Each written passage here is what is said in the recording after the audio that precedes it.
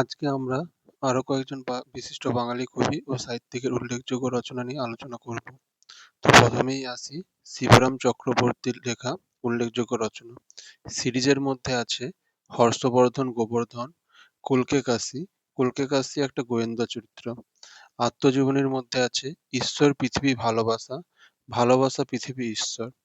উপন্যাসের মধ্যে আছে বাড়ি থেকে পালিয়ের পর, কলকাতার হালচাল, বর্মার মামা, মনের মতো বউ, মস্কো বনাম পন্ডিচেরি,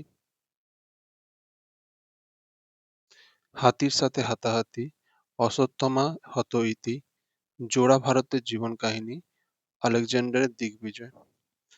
এরপর আমরা আসি জসীমউদ্দিনের উল্লেখযোগ্য রচনা। কাব্যগ্রন্থের মধ্যে আছে রাখালি, নকশিকাঁথার মাঠ, বালুচর, সুজন বাদিয়ার ঘাট, মাটির কান্না, এক পয়সার বাঁশি, মা যে জননী কান্দে, পদ্মা নদীর দেশে। নাটকের মধ্যে আছে বেদের মেয়ে, পদ্মা পার, মধুমালা। আত্মকথার মধ্যে আছে যাদের দেখেছি, ঠাকুরবাড়ির আঙিনায়, জীবন কথা, স্মৃতিপট, স্মরণের স্মরণীবাহী।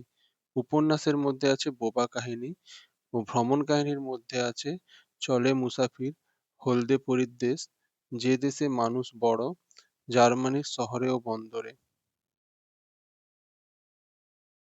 এরপর আমরা আসি প্রেমেন্দ্র মিত্রের উল্লেখযোগ্য রচনা সম্পর্কে।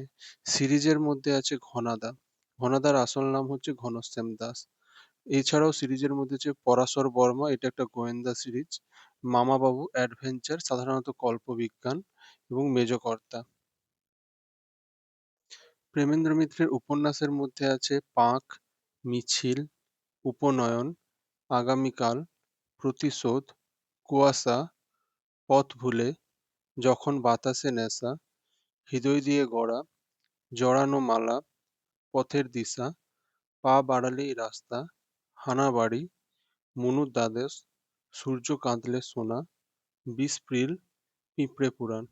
কাব্যগ্রন্থের মধ্যে আছে প্রথমা, সম্রাট, ফেরারির ফৌজ, সাগর থেকে ফেরা, হরিণ চিতা ছিল, কখনো মেঘ, আমি কবি কামারের ফ্যান। এরপর আমরা আসি সৈয়দ মুজতবা আলীর উল্লেখযোগ্য রচনা। উপন্যাসের মধ্যে আছে অবিশ্বাস্য, শবনম, তুলনাহীন। ভ্রমণ কাহিনীর মধ্যে আছে দেশে বিদেশে, জলে ডাঙায়।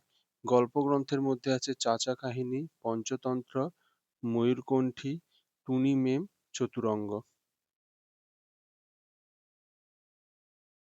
ধন্যবাদ।